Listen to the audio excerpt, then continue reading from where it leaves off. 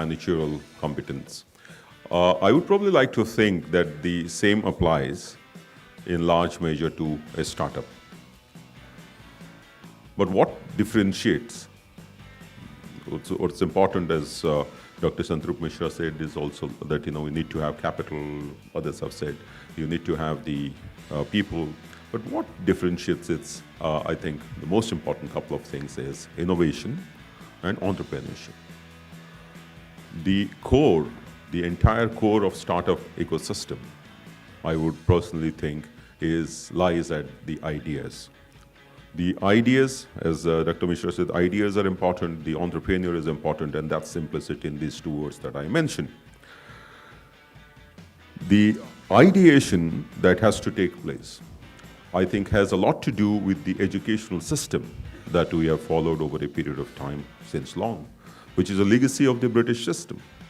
It's largely isomorphic, mimetic, that you try to repeat, you try to mimic something, nothing new. Now that has to change.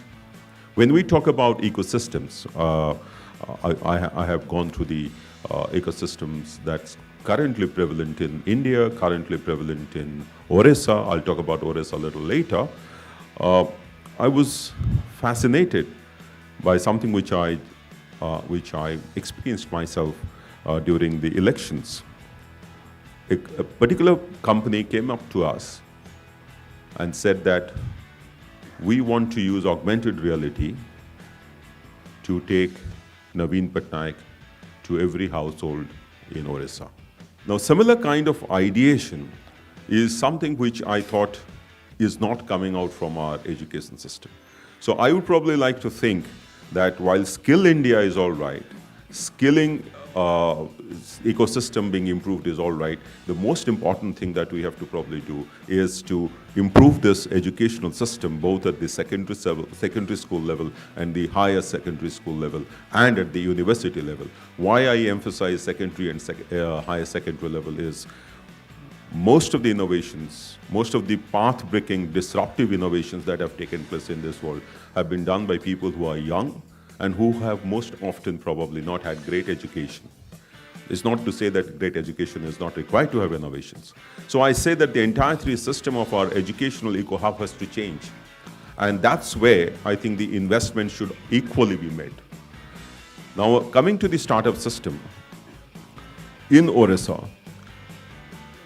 when we developed our policy, Honorable Chief Minister said that there are three things important.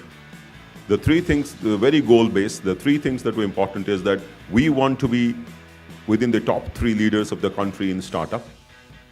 We want to have 1,000 startups by 2020, and we want to have 33% women entrepreneurs. This is path-breaking, and let me tell you, what's the result today? The result today is that we have about 570 registered startups, out of which 100 plus are women entrepreneurs. We have startups in the health sector, in the rural development sector, in the agriculture sector, in the IT-enabled services.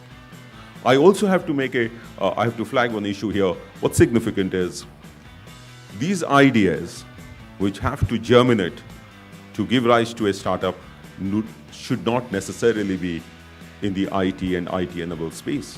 Because what is India's worry is when we say that the contribution of our agriculture to the GDP is so low compared to what it used to be 100 years ago. As I said in my speech, the potential is huge because we have actually transformed the ecosystem now end to end, in the sense starting from the production stage, so infuse capital and then give confidence to the investor or to the startup entrepreneur that his project will be taken forward, handhold support, marketing support. So I see a very bright future for Orissa because the ideas are there and the immensely, I think, capable manpower is there, and the land has the manufacturing hubs and incubation centers have been created.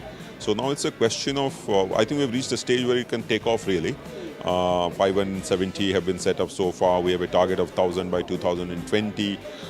And I see there's a kind of a, the Zing thing is there about startups in Odisha. I have been born and brought up there, so I see that thing is there. The young crowd is actually hooked onto it. So hopefully this should change the image that Odisha has in India, that nothing really moves there or no new ideas come from there. So I have a feeling that Odisha would probably eventually be the center of startups in India, not only in terms of financial technologies or in terms of IT, but even in agriculture sector where we are doing pretty new ideas are coming in.